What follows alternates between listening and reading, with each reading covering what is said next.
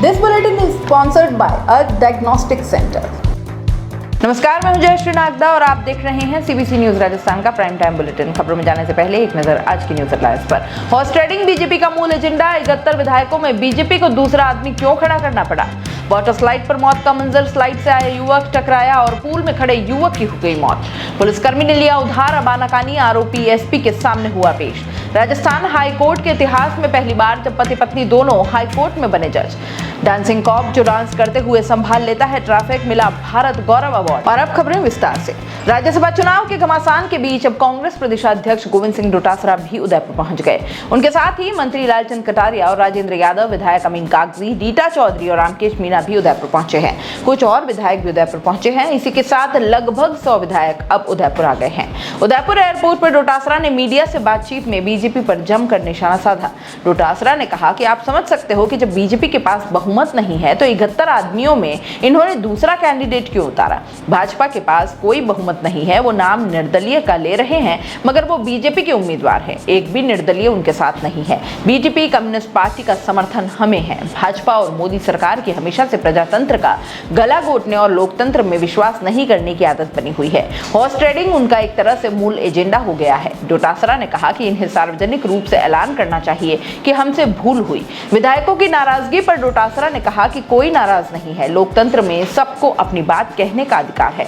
कोई ये कहता है कि हमारे काम कम हुए तो इसका मतलब नाराजगी नहीं, हम काम करेंगे। ये विधायक कांग्रेस में मर्ज हो चुके हैं। इनकी कोई भी मांग होगी तो सीएम बात कर रहे हैं, हम सब साथ हैं।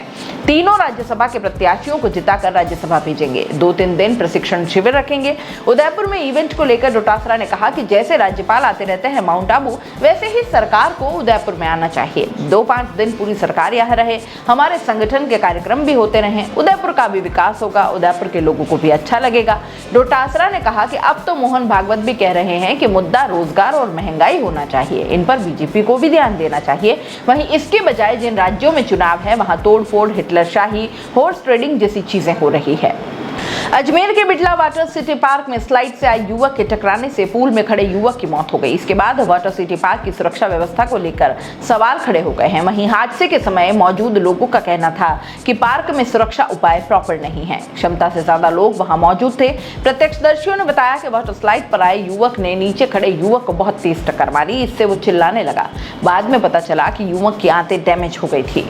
सुरक्षा उपायों का अंदाजा इसी से लगाया जा सकता है कि मुख्य फायर ऑफिसर संजय शर्मा का कहना था कि पार्क संचालक ने कोई एनओसी नहीं ली है, जबकि नॉर्म्स के अनुसार एनओसी लेनी चाहिए। इसकी जांच की जाएगी। वहीं पार्क संचालन को लेकर सक्षम स्वीकृति कहां से ली गई, इसका भी पता नहीं चला है।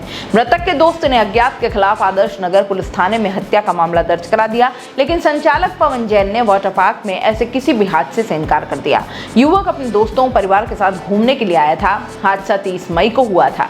युवक ने शुक्रवार को इलाज के दौरान दम तोड़ दिया। शेख जियादुल ने बताया कि 30 मई को महबूब व हम लोग परिवार सहित अजमेर गए थे। दोपहर 2 बजे बिड़ला वाटर सिटी पार्क पहुंचे। 5 बजे करीब ऊपर से आ रहे पाइप में तेज गति से एक युवक आया, पुल में खड़े महबूब से टकराया, जिससे वह गिर गया। जोर जोर से चिल्लाने लगा और वो उठ नहीं पाया। उसे हॉस्पिटल लेकर गए। हॉस्पिटल में सब कुछ ठीक बताया और इसके बाद उसे घर ले गए। दूसरे दिन पेट में तकलीफ हुई तो फिर हॉस्पिटल आए। लेट हो गए तो उस दिन जांच नहीं हुई। दूसरे दिन जांच हुई और जांच में पाया कि आंत डैमेज है और ऑपरेशन करना पड़ा। इलाज चल ही रहा था और शुक्रवार को मौत हो गई।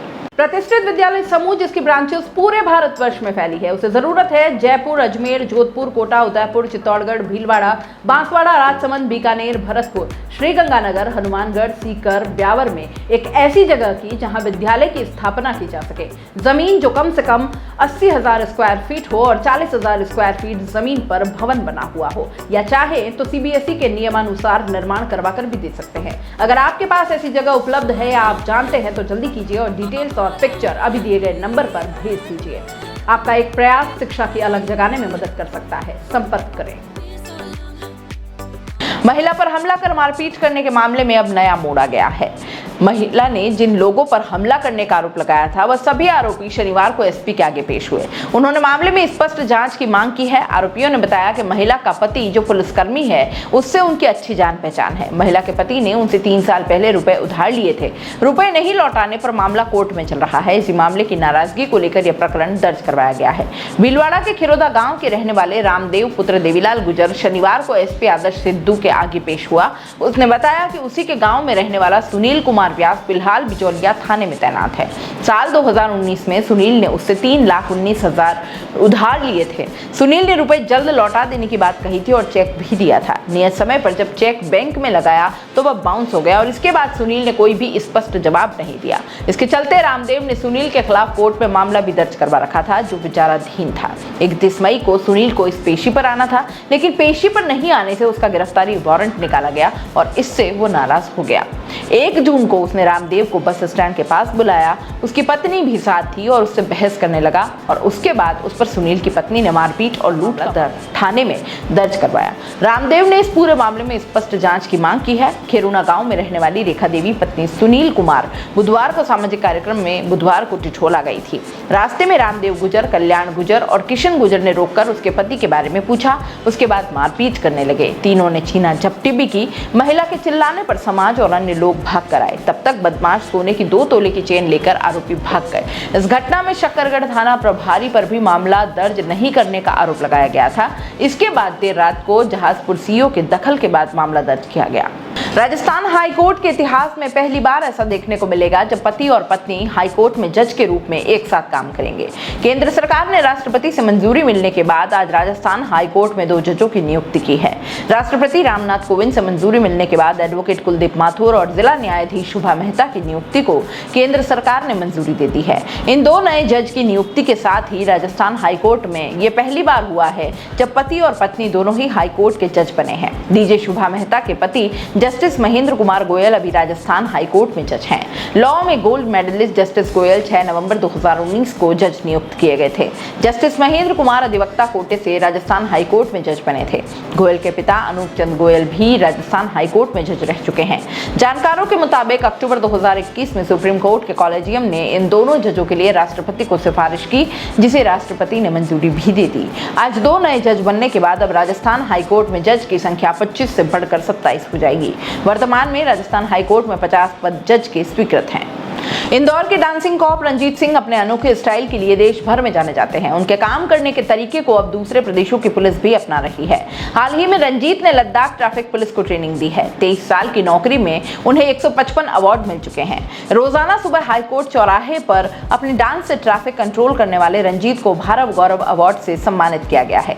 3 जून को इंदौर के डांसिंग कॉप को दिल्ली में केरल के राज्यपाल के हाथों भारत गौरव अवार्ड मिला और की सफलता को लेकर रंजीत सिंह बताते हैं कि हम 4 भाई हैं। परिवार में बड़ा बेटा होने के कारण माता पिता को मुझसे काफी उम्मीदें थी। पिता शिव सिंह जी पेटलाबाद में थाना प्रभारी के पद से रिटायर हुए हैं। मेरी पढ़ाई में रुचि नहीं थी और कई बार पिता डांटते हुए ये कहते थे कि मुझे शर्म आती है कि तू मेरा बेटा है। समय बीता और 4 जून 1999 में मैंने क्राइम ब्रांच से नौकरी शुरू की। वर्ष 2004 में तेज बारिश के दौरान पलासिया में एक प्रेग्नेंट महिला का ऑटो पलट गया। उसे समय पर अस्पताल पहुंचाने के लिए पहला इनाम मिला। ये इनाम था प्राइड ऑफ इंदौर, जिसे तत्कालीन एसपी मधु कुमार बाबू ने दिया था। यहीं से पिता को मुझ पर गर्व महसूस होने लगा। अब तो वे मेरी तारीफ करते थकते नहीं हैं। रंजीत सिंह को पुलिस विभाग से 350 अलग अलग तरह के इनाम मिल चुके हैं, जिसमें वर्ष 2018 में तत्कालीन डीजीपी ऋषि कुमार शुक्ला द्वारा 25,000 का नगद पुरस्कार भी शामिल है। रंजीत का नाम वर्ल्ड बुक ऑफ रिकॉर्ड्स में भी दर्ज है और उन्हें ये सम्मान कोरोना काल में की गई सेवा के लिए मिला था।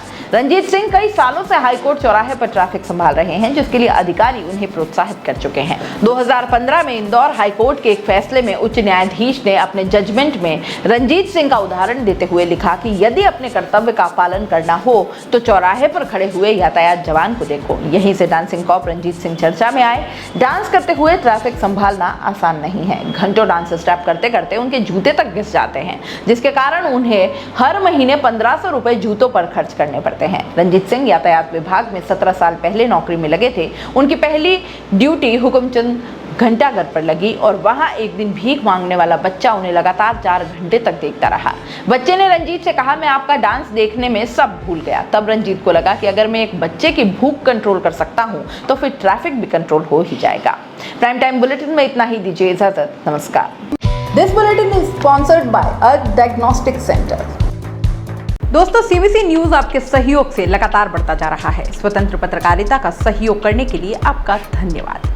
सबसे पहले तो जिन लोगों ने हमारे चैनल को सब्सक्राइब नहीं किया है तो पहले सब्सक्राइब करें, जिसका कोई शुल्क नहीं लगता और बड़ा आसान है। बस नीचे दिख रहे लाल सब्सक्राइब के बटन को दबाना है और पास में दिख रहे बेल आइकन को भी दबाना है, ताकि आपको अपने सीबीसी न्यूज के हर अपडेट्स मिल सके। हमारे इंस्टाग्राम पेज और फेसबुक पेज को भी लाइक करें, फॉलो करें, वहां पर भी आपको मिलती है तरह तरह के अपडेट्स। हम पूरे राजस्थान से आपके लिए लाते हैं वो खास खबरें जो आपके लिए जरूरी है, और वो भी पूरी बेबाकी के साथ। पत्रकारिता के इस मुश्किल दौर में आपकी आवाज जिम्मेदारों तक पहुंचाना ही हमारा लक्ष्य है, और ये आपके सहयोग के बिना संभव नहीं है। हमारा सहयोग करें, स्वतंत्र पत्रकारिता में अपना योगदान दें और ज्वाइन बटन पर जाकर सदस्यता लें, चाहे सबसे छोटी सहायता के रूप में ही क्यों ना हो।